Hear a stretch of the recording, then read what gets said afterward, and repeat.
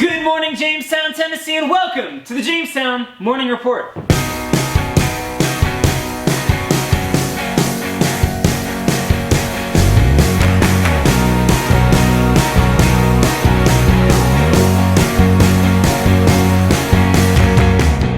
Welcome back to the Morning Report, friends. I hope you're having a fantastic start to your week. And as always on the Morning Report, I hope you're having a fantastic Wednesday. Let's jump right into weather. We're looking at a high of 60 degrees, a low of 39 later tonight, and a rainy day most likely throughout today.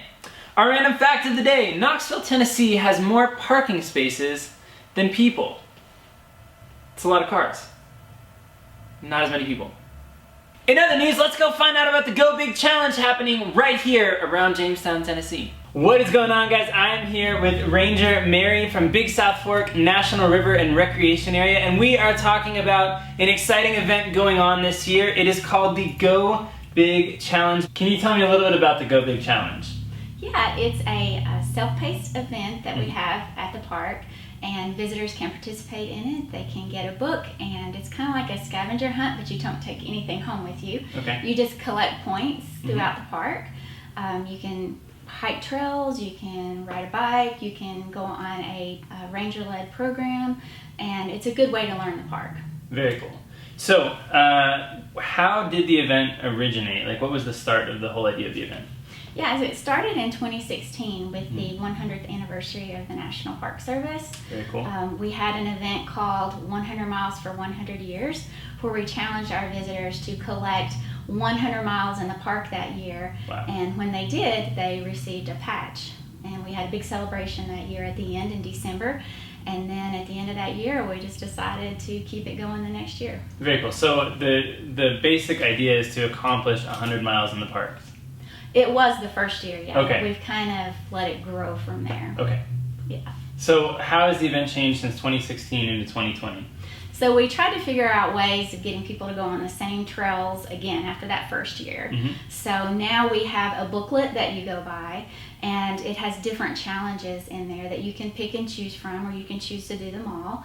And you can choose to hike a trail, like I said. You can do the Trails Challenge, and there may be questions that you have to go find the answers to along those trails. Or you can choose to go look at wayside exhibits at Blue Heron, and you get points for those trails and those wayside exhibits for answering those questions. You write them in your book, and you just collect points until you've got 100 points, and that's when you earn your patch. Very cool. So real quick, this is the booklet. There's ways to log your mileage. There's all kinds of information on different things in the park that you can go see, and also mapping to help you find it. This is super cool. You should definitely go by and check that out. So Mary, I have a question. What this year is something that's brand new that you haven't done in any years past? So we're really excited about the community park section of the challenge book this year, where we feature 7 other parks on the Cumberland Plateau other Super than cool. our park.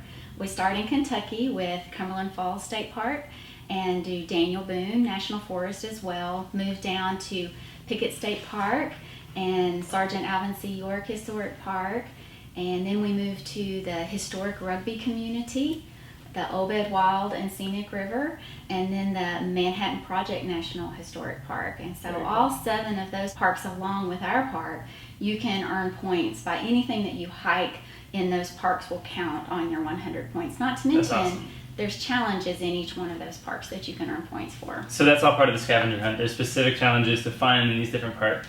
That's awesome, and as you guys know in the Morning Report, we love community and we love celebrating each other and all the different things going on in our area. So I think that's super cool that you guys have included all the different parks in the area. Okay, so I know you mentioned it before, but just to be really clear, this is something that goes on all year from the beginning of January to the end of December.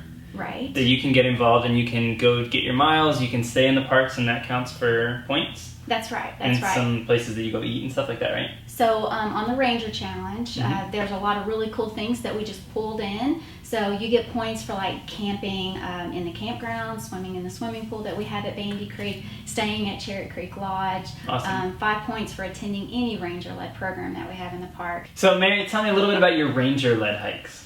Yeah, so those are some of the programs that you can earn 5 points, going with a ranger. You may be a person that is not comfortable hiking outside by yourself, so you can just come with us.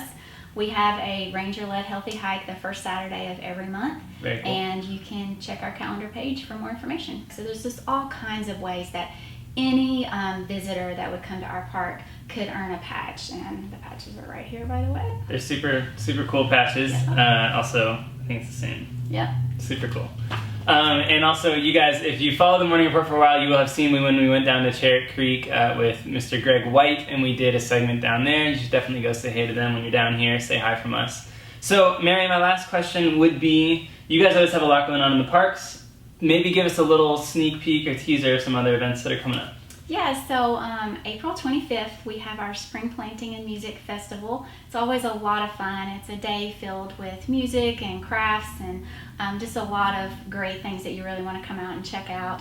And we also have a lot of great dark sky programs in the park that you're going to want to check our calendar page on our website. Awesome. So we'll put the link to the website up here, and you can go check out the calendar page to see all their future upcoming events. Ranger Mary, thank you so much for being with us today. Thank you for having me. I want to say a huge thank you to Ranger Mary, and thank you for filling us in on some of the awesome stuff happening right here in our hometown. I'd like to thank our business sponsors. Thank you to Mountain Barn Builders, the Wellness Studios, Leaders Look Forward, Life Coaching, the Fentress Hope Foundation, Plateau Cafe, and Campfire Coffee. Thank you guys all so much for helping us do what we do here on the Morning Report.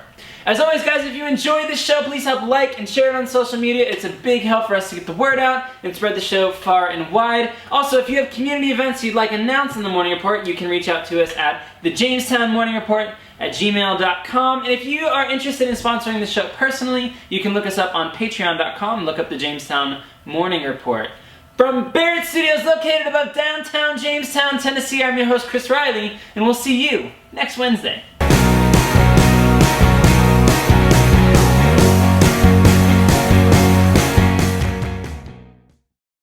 But wait, before you go, I have to wish my beautiful wife a happy birthday. If you see her, give her a high five. I love you, babe.